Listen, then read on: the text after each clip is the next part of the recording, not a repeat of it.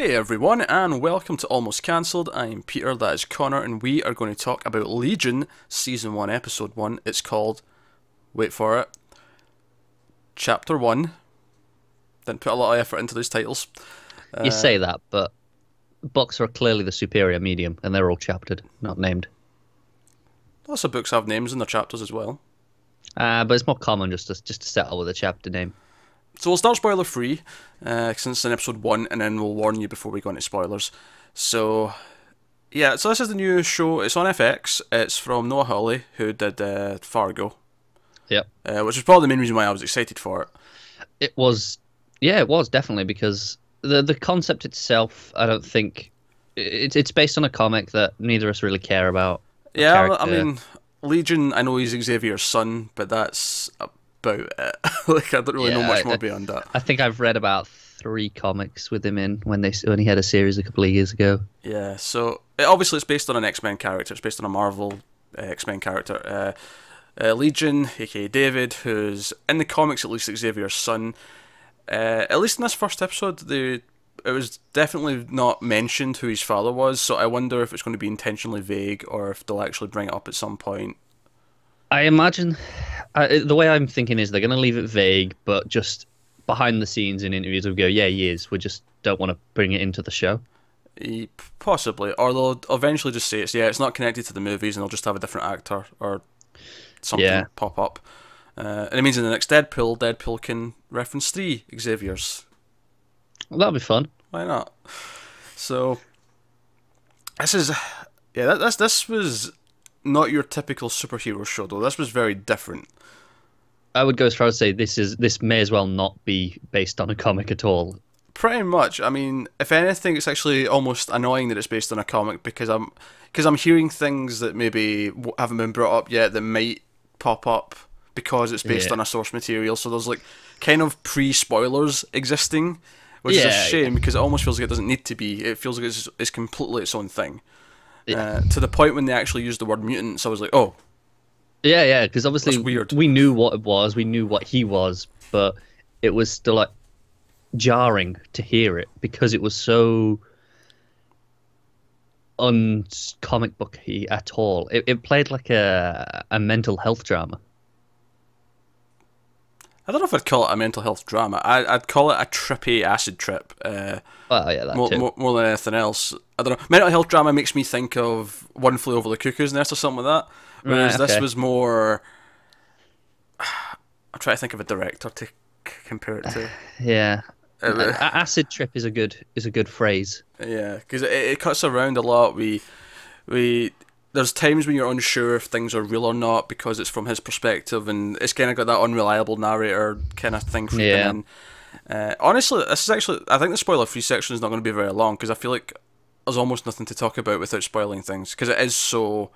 Like, I didn't know what this was going on. I knew there was at least some scenes in a mental hospital, but that was about it. That was about it. They did a very good job of hiding most stuff from the promotional we had a material. couple of trailers, but none of them really showed us anything. It was more imagery, and it was more like a taste of the feeling of it rather than...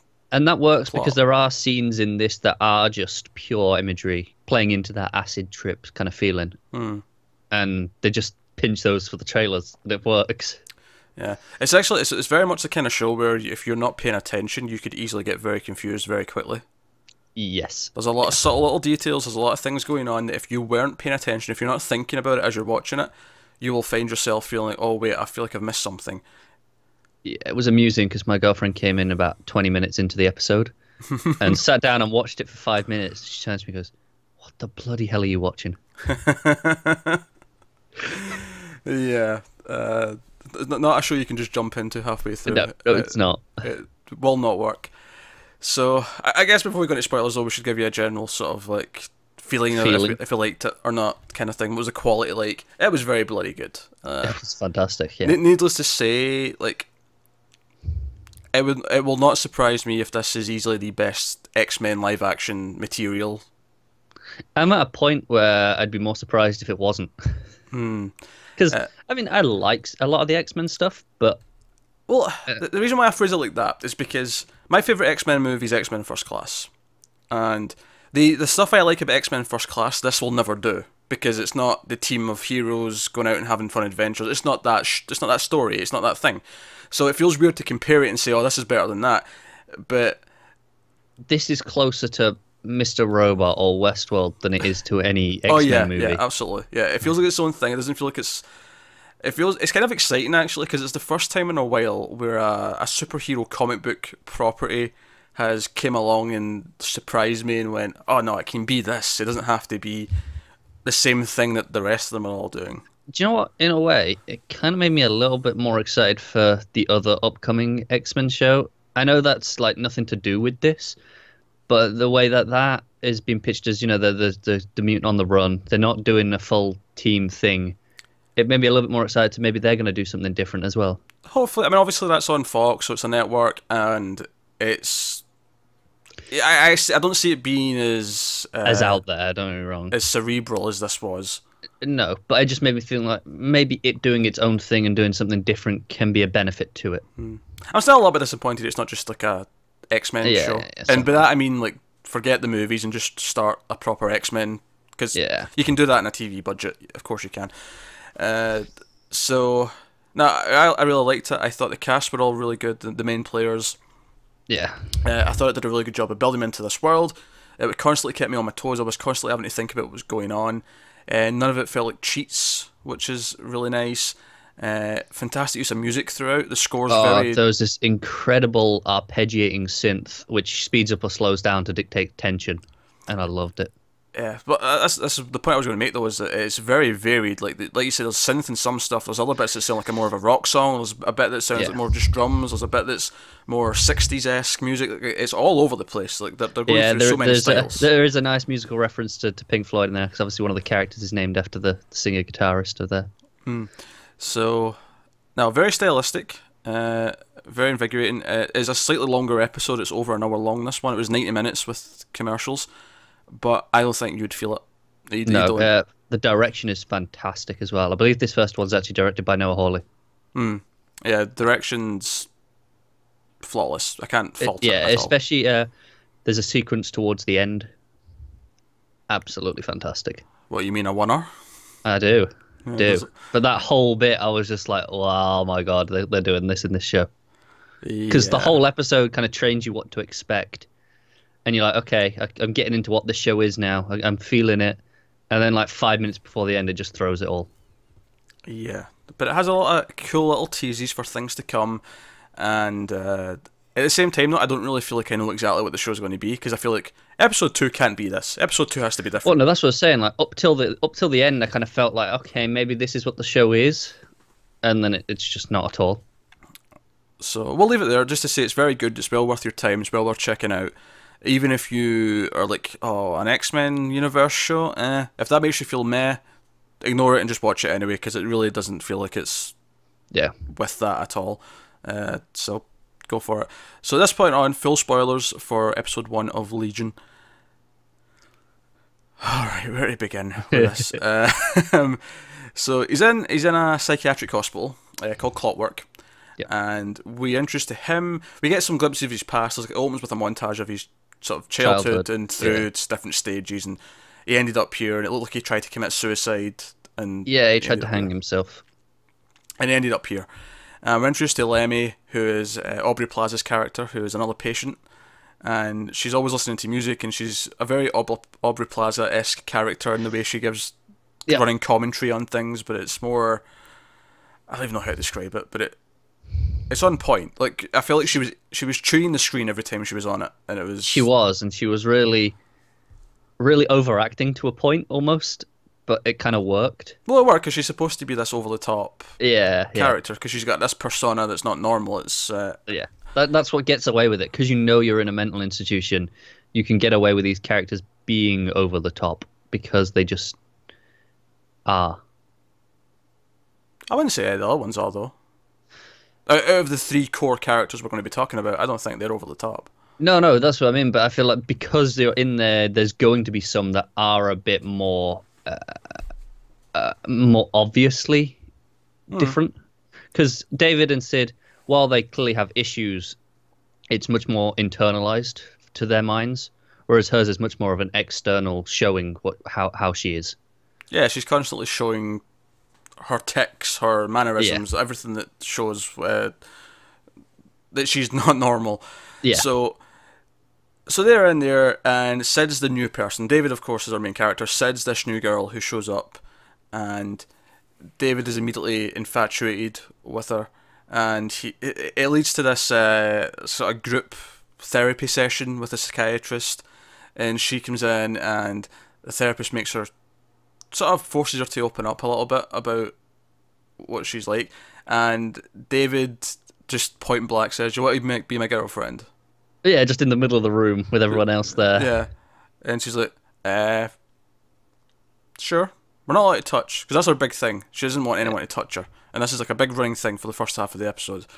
And it's funny because as soon as something happens later on, as soon as the kiss happens later on, I got, it's because she's got like, it's like rogue. She doesn't want to be touched. Because well, yeah, that's what I got immediately. I was like, is she meant, before anything happened, I was like, is she meant to be rogue? They've just given her a different name because maybe they. Oh no, I don't think she's meant to be rogue. No, obviously I got that later on, but at first I was thinking, well, I wasn't sure if they were meant to be part of the Marvel, the Fox universe, and I was like, are they just wanting to have Rogue, but they're not allowed Rogue because Rogue's already in it, or is it something different? At first, I was a little bit confused. I don't think it is part of the universe. Certainly, I hope it isn't. I think, not to insult a lot of the movies, but I don't think the movies deserve to be the same universe as this. I'd probably agree with that. But no, so she doesn't want to be touched, and we get this sort of budding romance to them. And it's kind of weird to talk about because I feel like I'm missing a little bits because it kept cutting away to little bits of therapy sessions and little bits of flashbacks and visits, and it was not told sequentially either. Yeah, visits from David's sister, and everything's very stylized. Everything looks like it's in the 60s, and more on that later. But we essentially get this little romance playing out where. And the two standout moments for me is when she comes into his room to lie with him, and in fact, speaking of him in his room, a moment that was great early on is he's having a nightmare, and his telekinesis goes haywire. The bed starts floating up. And the bed starts floating up, and it crashes to the ground when he wakes up. And then part of the offbeat humour that's really good about this show, it's really funny because as the orderlies come in and like attack him, he's like I just had a bad dream, and he's speaking completely in normal tones. He's being completely reasonable and not overreacting to anything that's going on, but they're still grabbing him as if he is like violence is not necessary. I'm fine, guys. I'm fine, and they still inject him, and it was really funny. But yeah, so she comes in and she's like, "Yeah, I'm going to be on top of the cover. You slide over there," and she puts down they've got these like long sausage pillows, and she sets them in between as a divider, and she sits there. And in fact, speaking of them like being together but not touching, there's another great shot where they're with the window. Oh no! I was getting to that. That was the other moment, but just another small thing. It's they're walking as if they're holding hands, but it's like they're actually holding like a bit of like fabric rope. Yeah. It's like a tie or something like that. Yeah, is that a tie? I may have just been a t-shirt that was. Yeah, something like that. But we see them walking with that, and they get to like a fork in the hallway, and they both try to walk in the opposite direction, and they sort of pull on each other. Just little pieces of like relationship stuff like that. It was all very visual. There was no dialogue almost for a lot of this. Yeah, and it works because obviously you don't see that much of it, but it makes it feel like a real relationship because they have these small ticks that make them a couple. Oh yeah, it's definitely weird and quirky, but it's there. It's you feel it. Yeah. And then the moment with the window, of course, is that they can't touch, but David gets this idea. He's like, "Stay still. I'm not going to touch you." But he essentially moves in so that the reflections on the window look like it's kissing. And it was a really sweet moment. Again, music was really nice. Came in very stylized, and it's full of these little moments that really made it up for me. But it's right after the kiss, actually, when it pulls the rug out a little bit, and we cut to the first interrogation kind of style scene. Yeah, I mean, up to this point, we're not even sure that his stuff's real. It's playing like, is he got powers? Is he just mental? Oh yeah, that's what you mean. Yeah, I was going to argue with you there, but because I thought you meant something else. Yeah. Up until this point, well, I don't know. I'd argue the bed kind of proves that these things. But you say that, but we see everything from his perspective. Like when his sister comes in, and we see the thing, just this people in the background, Okay, just true. sitting there. Okay, true. The unreliable narrator aspect. Okay, sure. I see your point, and I actually do think there's unreliable elements, but I don't think the powers are it. I'll get to. Okay, that's fair. I'll get to what I'm talking about. I need to get to later on for a revelation before I can talk about all this. But yeah, so we get to this scene, and it's one of the, when I was talking about looking for the small details, and I actually went back and watched this bit again. When it first cuts to this room, and he's talking to the interviewer. Is this after the kiss? I thought it cut to that before that. Or am I misremembering? No, this is the first time it cuts to it. I'm pretty really? sure. Yeah. So this is the problem, because it is kind of, from this point, it is jumbled. Like, it cuts between interviewer, therapist, and then back into the mental institution. It all kind of cuts around based on how he's telling the story. And it gets a little bit jumbled because of that. Aye. In terms of just the order of how it's told. Dealing with this culprit. So yeah. So it comes to this setup. The table. It looks like an interrogation room. There's a window and all that. But then it goes to a shot of his feet. It goes to a shot of David's feet. And I didn't notice this the first time. But obviously when I went back and looked at it again and I'd seen where it went after this, and I knew where they were, I was like, that floor's kind of funky for a room where you interrogate someone, or an office or whatever. It's like, well, it's like a swimming pool floor. Yeah, like the tiles. But tiles. But I think the first time you watch it, your mind might not register it, because it's just a shot of his feet. You're not really thinking anything. But they explicitly show it you. They show it to you. So it's one of these things where you go back and watch it again, and there's all these little details that actually hint to things that you probably don't notice all of them the first time. And it plays a lot with that throughout the episode. But it keeps cutting back to this now. We have that, we cut back to this, between the two things. And he's trying to... And we learn through this conversation that someone's died. He mentions the girl is dead. Yeah. And it's like maybe he's to blame. Yeah. At the time, they say it in such a way that it could be Sid they're talking about. And they don't go into it too much. But we eventually find out where this is. And the interviewer walks out of the room, and it turns out they're actually in the middle of a swimming pool. An emptied swimming pool. Yeah. And this is actually one of the parts where the music changed shift again, because it was like a lot of drums were kicking in as he was walking up, and we follow him go up and through the hallway up the stairs to the it kind of looks center. like a school almost, like a school swimming pool. Yeah, probably. I'm not entirely sure, but it's the way when he cuts out of it and you got like the stairways and like offices, it kind of felt like a school. Yeah, and he goes up and we find out that he's got a higher up, and they're interrogating him because they know he's a mutant. But he doesn't seem to know his abilities yet, and it's like, okay, that was the first time it was like, oh crap, right, they mentioned the word mutant, that's okay. Yeah, because they say that he knows he has powers, but at the same time he thinks he's just insane. Like he's convinced his insanity is real, even though he knows it's not. That's because people have been telling him that his whole life, probably, whenever he's tried to bring it up. Yeah, but, so he's just kind of convinced himself that it must be. So there's actually the scene in the bed where she tells him that I'm leaving tomorrow. Yeah. And it's when she's leaving, like she's waiting for him to show up, and he doesn't, but he eventually runs to her as she's actually going out the building, and he goes in for the kiss. And again, this is this thing that plays, because again I watched this scene again because there was lots of little bits. So I was like, I want to go back and see that again. I need to try and figure some of this stuff out. And the moment they kiss, because it cuts to some stuff, and you kind of interpret it a little bit better when you know what's happening, because the first time you don't.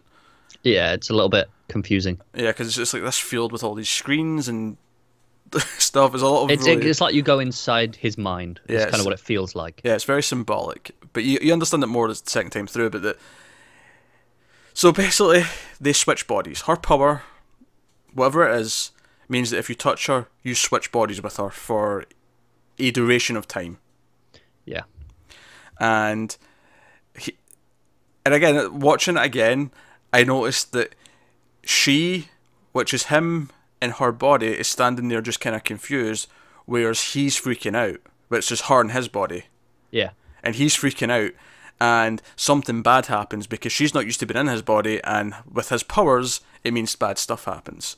Yeah. And we get this great... And it cuts between this and the interview stuff, so it's hard to place the order of all this without... You know. So... But we get this great sort of horrific kind of moment where the psychiatrist goes back inside with her to see, and it's actually him inside her body, to see what's happened, because something's went on when they've left the room. And you know what? This is where I noticed something was different. It's before, you know how he has the scene with the hands? Before that, while the doctor's there with him, as her. Yeah. They're in the side room. The doctor keeps touching her. Like, puts a hand on her head, on her hand. I'm like, huh, what's going on? That was like the first placement that something was really different to me. Yeah, I think we actually find out before they go and check, actually, because she has that moment where she looks in the mirror. Is that? I think that's. This is just before that. Yeah, he leaves first, but she gets up and she looks. This is before she goes and follows him and looks at the rooms. Yeah. It's before they go look. She looks in the mirror, and that's where they actually tell us. But even before she looks in the mirror, she looks at her own hands, and she's like, "Huh? These aren't my hands." Yeah. So they go and look, and all the doors for all the rooms for the patients have all disappeared, which is really creepy. And you get that flashing red light. It feels like a scene of a horror movie. It's proper. It really did, and the music plays like a horror movie as well at this point. And Lemmy, poor Lemmy's stuck in the middle of a wall. She's dead. Yeah, it's not nice, is it? Yeah, really great image of that. And so we find out this is what happened, and then she leaves the building with him whilst the emergency service are in. You see the fire department's there. They've got their axes, presumably to break into all the walls to let all the patients everyone out. Yeah, because it's just turned into a continuous wall. Yeah. But the nice touch that I really liked though was that all the door numbers were still on the wall. Still there. Yeah. That was so a nice you can touch. tell where they were. Yeah. But nah, so she leaves. And this is the part that was really confusing on the first time, and this is why I kind of watched this section again. Actually, before I get to this, she sees a car pull up, and we see a sort of young woman and a black guy get out, which I actually love this shot, just purely for the synchronized. Both of them, when they open the door, they get out, and they both kind of stamp their second foot down at the exact same time. And it's just this weird. It feels kind of surreal because it's got this weird. Because in real life, you never have that perfect synchronicity between things. No. And it just made it feel that extra little touch. Just tonally off, because there was just something that's not quite real about it. Yeah. And again, hints of the unreliable narrator and all that jazz. Yeah. And he thinks he sees the interviewer guy, but we will learn later that's not actually him. But this is where it got really confusing, though. Because when we find out what happened, and he's like, alright, they switch bodies, and it's like, okay, they must have switched back at one point, given what happens through the rest of the episode. And it's the moment when she's at him in her body. This is why it's confusing to talk about, because we're... Yep. But she's at like a little restaurant, outside table, getting coffee or whatever. And you can kind of tell, mixed with the cutaways to like the memories and stuff, and then it changes from her to him, and then he's sitting there, and he sort of like goes like that and touches himself, and he's like, oh, I'm back. Yeah. This is what makes this really confusing, is to like, oh, when did they actually switch back? Is because that was her body that was there, but that's where he is now that they've switched back. Yeah. It's very weird. Like, is this to do with his like memory like altering the because we'll learn later on that as he's telling the stories, everything we've seen, and this kind of explains the 60s aesthetic, that they all have 60s haircuts and stuff. It's really weird. It kind of explains this, that this is what happened. There's no lying going on per se, but it's his memories of it rather than what actually happened. Yeah. So they've got his twist on everything. So that explains why some things are a little bit off. It explains the Bollywood dance sequence we get at one point. Which, by the way, one of the patients who never speaks, but he's just kind of always there in the background, like behind stuff. During the Bollywood dance sequence, I really like. There's a small touch. He's in the background behind all the greenery that he has been, but he's doing the hands together dancing. He's still dancing with them, but he's in the background doing it. Yeah. Really nice touch. But that made it really confusing though, because you realise, okay, by the time he gets to his sisters, he has to be back to himself. Because he knows what's going on. He knows who she is, But he has the suitcase that she had when she left, and that really confused me. That's why I went back and watched this section again. Yeah. And it is him. It's her with the suitcase, and then it switches to her because the waitress is in front of her, walks away, and then it's him. And it's like, so that's the moment he turns back. But it's just weird because you would think when they switch back, he would go back into wherever his body was. Yeah.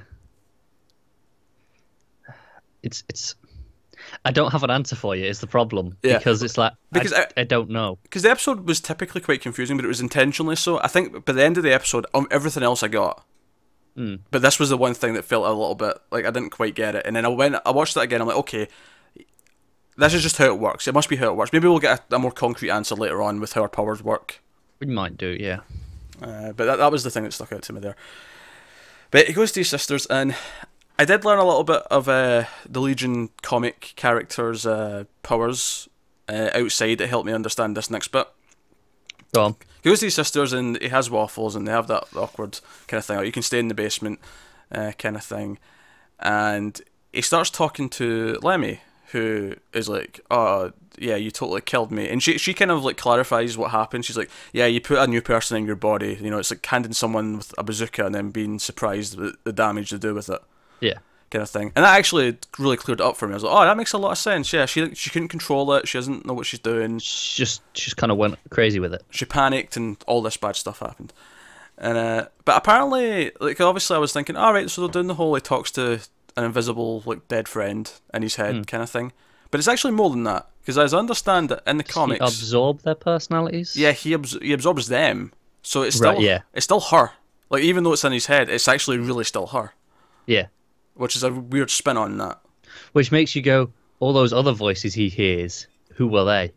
Oh yeah, is he been absorbing people for years, or you know, whatever? And I think that's that is interesting. It's a good. It has that unreliable narrator thing and I'm like, after Mr. Robot, do I want another show with that? But this puts a different spin on it. And then I was like, yes, I do. Which, by the way, when he gets upset at Lemmy and he smashes the lamp, and his sister comes down. And she's talking to him, and she's just casually picking up the tools that are sharp off the wall. The axe. Yeah, it's like just so they're not down here. It's like, yeah, it's okay, you're fine. It's like he just wants to do some gardening tomorrow, so I'm getting these ready. Jojo, I love how funny it was. Like as good as it was, as well directed as it was always really funny as well. It kind of reminds me of Fargo in that sense. It has that dark humor. It does, yeah. You can tell it's the same guy who worked on Fargo. Yeah. You really can. Really one and. Again, talking about subtleties, when the sister comes down, the shot of David, I don't know if you noticed this, on the corner there was old TV, I think it was, or maybe a mirror, so something with a reflection, in the corner, near the little tricycle that Lemmy was on. Lemmy was standing in that reflection the entire time. Oh, was she? Yeah, she was just standing. She wasn't moving, there was nothing that was pointing to it, she was just there, and it just trusted you.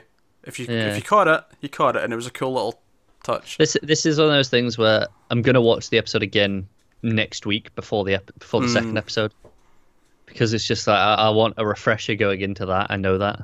Yeah. So again, just subtle touches, really cool, and obviously it's constantly cutting back to the interrogation, and I think it's around this.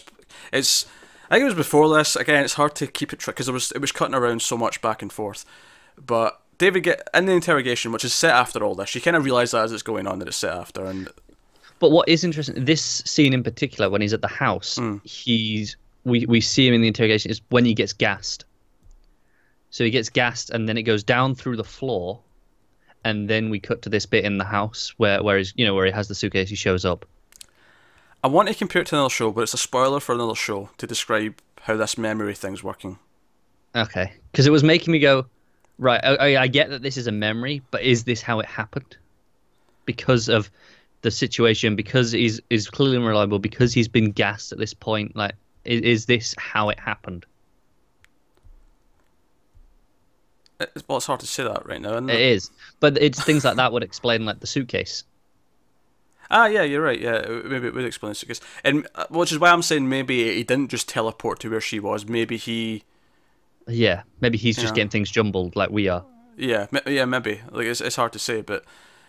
So I think it's actually before this scene, because yeah, you're right. And that ended with the gas. We got that great scene where he loses his shit, and the pen telekinetically. There we go. There you go.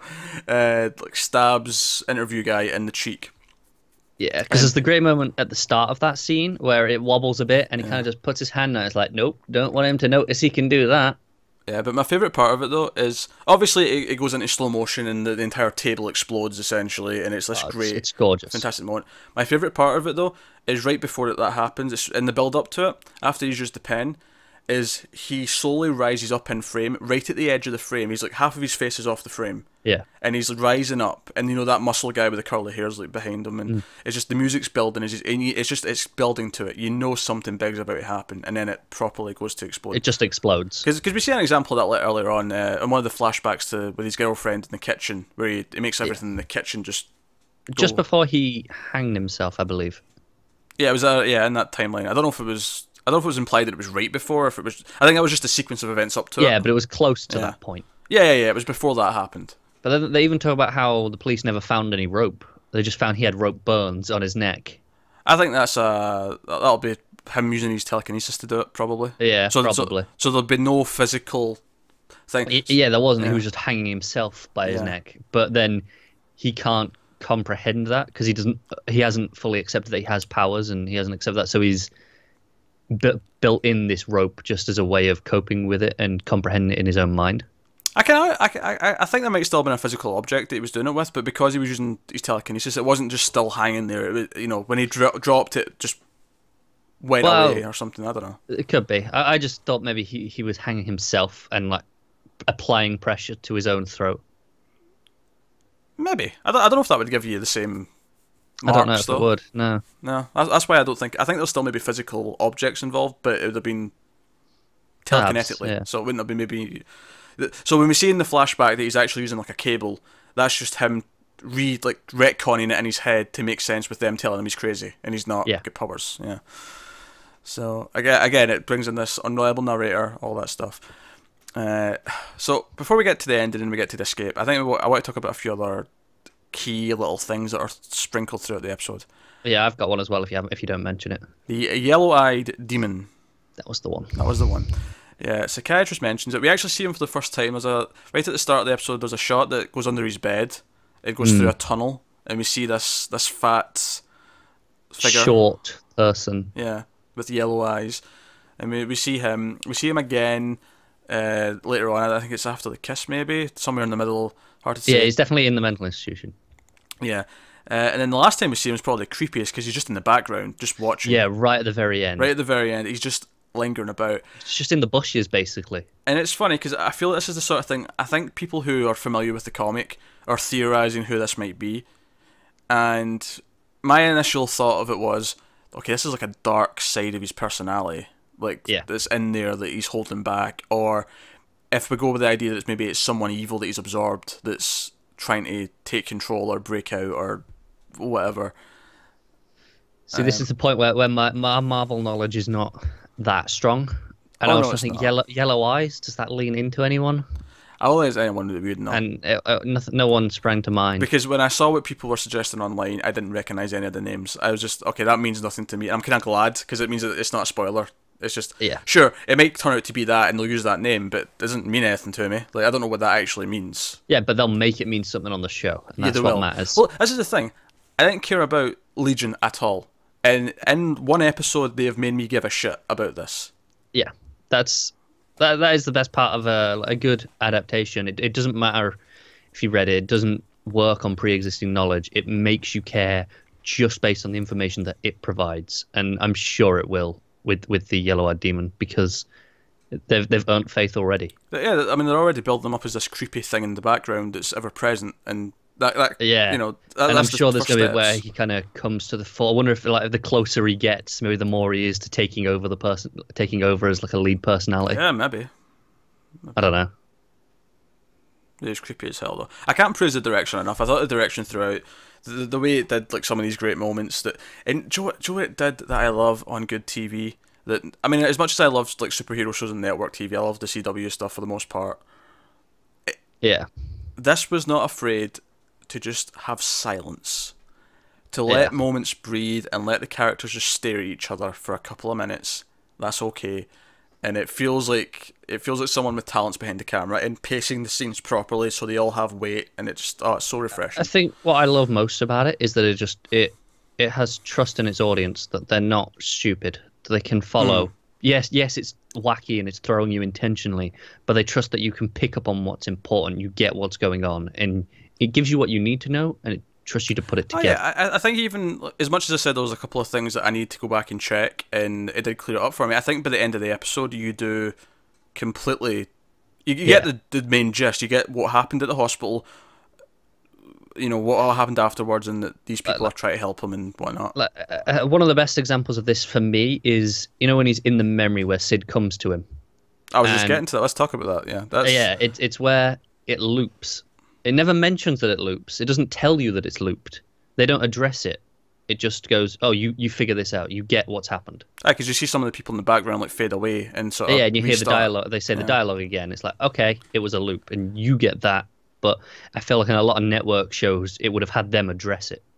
Well, yeah, let's talk about that scene then. So this is the last flashback, I guess, because at this point they've actually filled the pool up with water in the present day sort of portion, and they've got him tied to the what do you call them, lifeguard's chair. Yeah. They've put that in the middle of the pool, so he's in the water on this chair, and they're going to like electrocute him essentially if he doesn't start giving them answers. And he starts talking about the day he was captured by them, is what this turns out to be. But we see this, this girl and this black guy who were there at the scene before, and I think it's around this time as well. We get to see the scene again where they come out the car at the day at the hospital. Yeah, this is the bit where he realizes it wasn't him. Yeah, he's messed with his memory, and it was actually Mummy Fargo. Is that what I'm calling her? I'll know her next week because she'll be a proper character with more than one scene next week. But so we already seen that was different. But so it goes into this scene, and he's on the phone. He's trying to contact the hospital to find out if Sid's okay. He's trying to find out about her, and the aspect ratio changes. Yeah, and it's one of those where it draws attention to it as well. Yeah, because it stops everything and kind of slowly shuffles it in. Yeah, it doesn't just cut to a new aspect ratio. It slowly changes to it. Yeah, and then I knew you were going to mention that. Of course I was. And he notices people following him, and it's the characters who turns out are trying to help him, the guy and the girl. But he's running away. And then Sid shows up, and Sid explains that this is a memory. It's not actually what happened, but because they can't trace this, she's come into his memory, which I don't think that's her power. I feel like that's like one of the other mutants that's doing that. Yeah, probably. Well, I'm sure we'll find out who did that, who was able to do that. But I thought that was a really cool idea. It was the way her face comes out of someone else's head. Yeah. Oh, yeah. That was really creepy, actually. It was like, oh, that's weird, but I love it. And again, this is them trusting us to like retroactively make sense of other scenes. Because as soon as she said, "Oh, this isn't actually the way it happened. This is just like your memory, but it can be altered. It can be changed. You forget things and stuff." Combines and slightly goes off, and I'm like, oh, that's why all the scenes in the hospital are all the 60s, because that's just his head. That's just how they're processing it, and because we actually like they've got tablets and stuff. It's even the near future. It's not even present day. It's a little bit further, but that's why it's like his perceptions. I like that it plays on like the reality of memory. Is every time you remember something, it changes slightly until the more and more, and it warps and warps and warps, and this just plays that to the extreme. Yeah. So she's like, we're coming for you, blah, blah, blah. So then we get them actually coming in, he goes, she tells him to dive in the water, and so he tips the chair and he dives. And come up when the lights stop. Yeah. And they come in and she's there, and she's, unlike when she was in the hospital, which makes me think, was she in the hospital intentionally to try and contact him? Yeah, or maybe, why was she there? Was she in the hospital at all? Because we've seen that she can go into his memories, and when he phones the hospital, I mean, see, this is the bit. He phones the hospital, and they say that they have no record of her. Now, I like this. We know that memory was altered. Did she alter? But why alter that part? See, now that you say that, because there's a moment when he comes up from the water and he sees her, like, and the guy and the girl behind him, and she's like reaching down with her hand, and he quickly flashes to them all in like hospital uniforms. Almost as if like maybe try to convince us, is he still in the hospital? And this is just all this is all fake. This stuff, and I think that's intentional as well, because obviously there's a nice little moment that plays off later where he asks if it's all fake. But I don't. That's not a bad idea. Like, what if she was never actually in the hospital? Yeah, but then why would you have such a big thing about them touching? Yeah, like then how did the kiss like break him out? How did they swap bodies and get out? Yeah, I mean, but that might also explain some of the weird things about how, like how did he get out with, how did the body swapping work? Unless there was no body swapping. Unless there wasn't, yeah. Unless he just used his powers and, somehow he snapped or had a breakdown, used his power, all that happened, and it was just him in this. Yeah, maybe that's the real reason she wouldn't be touched, because she was this memory and it would break the illusion and stuff would go weird. Maybe that is her power after all. But it's just she implanted herself. But if you touch it, because she's not actually there, that's when things get weird. Yeah, I don't maybe. know. Yeah. I'm kind of just spitballing here, but no, I like that idea. I like that the whole time she was never actually in there. She's all this relationship's all been in his head, but not fake. Still but real. Not fake, because they both experienced. Yeah, she still didn't happen in the real world. Yeah, that's interesting. But she grabs him because she's much better. She's very. It sounds like a weird thing to say. She does because in the hospital, because she's constantly in the basically pajamas that they're all wearing or whatever. Yeah. And whereas here she's she's dressed like a proper someone who's functioning in society, and she's got a clear head about her, and she's like, "Come on, go on, let's go." And then we get this one where they leave the building, and we see one of the other mutants that's with them has telekinetic powers, because he's like throwing cars and rocks big lumps of rock and stuff. CG was a bit. Yeah, but I forgive it because of the one where he just kind of does that and throws his hand backwards, and the guy just goes flying off the cliff. Oh yeah, as much as it looked a little bit fake, the guy's flying when he just went like that was really funny. It's fantastic. But obviously the CG is something, like, if they don't have the budget for better CG, they don't have the budget. The actual shot though, the actual track, like one shot going all that way down and down the hill. Yeah, for about a minute and a half, maybe 2 minutes. I always appreciate a good oneer. Yeah. If you want to get in my good books TV land, oneer. And down there, the woman we've seen earlier that's sort of the head of this group. But I want to point out a really funny moment where Sid actually says to David that she loves him. She's like convinced him, "Oh, this is real, and I love you," and whatever. And he just stands there in shock that she just said it, and then she goes, "You gonna say it?" He's like, "Yeah, I love you." It's like, can we deal with this when we're not being chased by people with guns? Yeah.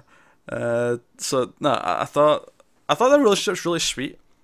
I'm curious as to how genuine her feelings for him actually are. If she was just there to try and get him and try and rescue him, like, does she actually have those feelings for him? I'd like to think so, but I'd be inclined to think so. Like, even if it wasn't intentional at first, like she ended up with them. Yeah, and of course it's when he's talking to these people, that the yellow-eyed demons in the background. Yeah, it's just kind of set in the bushes. It's creepy as shit. I don't even know when the Bollywood dance number happened, but it happened somewhere between him leaving the hospital and the end. It jumbles. Yeah, it was cutting around between things so much, it's hard to keep track of the order, but... Yeah. I really like, when they come and rescue him from the pool, and the bodies come in, you see all the lights, and then you see them fall in, and it's just these burnt husks. Which makes me think one of the mutants has got a power that's fire-related or whatever. Yeah, some sort of explosives or something. I was like, oh, this is so cool. It's like... And even though I went in knowing, okay, it's X-Men and there's mutants, I didn't really expect this. Do you know what I think it is? I think the first 90% of the episode takes all of your ideas of what this show is and puts them in a certain place, so that when they actually have a few mutants showing off their powers and doing the action stuff at the end, it's like, whoa, this they're going to do this as well? Yeah. So, but no, we clearly can't praise this enough. Yeah, this was a great 90 minutes of TV. This was solid stuff. It was a great... One hell of an opening episode. Yeah, great opening episode. Made me care about the two leads quite a bit. I like their relationship. I like both of them individually, especially David, who's really witty and got this really sharp, sarcastic humour to him. And I'm curious as to where it's going. Obviously, it'll be a very different show in the next episode, because... Yeah, because this was all told from the perspective of sitting in a room. Yeah. And then next week's going to be different to that, I assume. Oh yeah, next week's has to be, but I wonder if they're going to constantly play with this narrative, like... Yeah, structure. Jumping back and forth and just keeping it from being just a straight story. But I guess we'll find out next week. But there you go. That's episode 1 of Legion. We liked it a lot. And this was a little bit later than we anticipated this going up. That's our bad. But we should be quicker next week. So blame this and Expanse both being on at the same time is basically the reason for it. Yeah. And this being longer. So thank you very much for watching. Like and subscribe and all that stuff. It helps us out a lot. Get us on Twitter at Meld_Fuzz. Get our individual Twitters on the screen. But otherwise, guys, keep watching TV and we'll see you next time.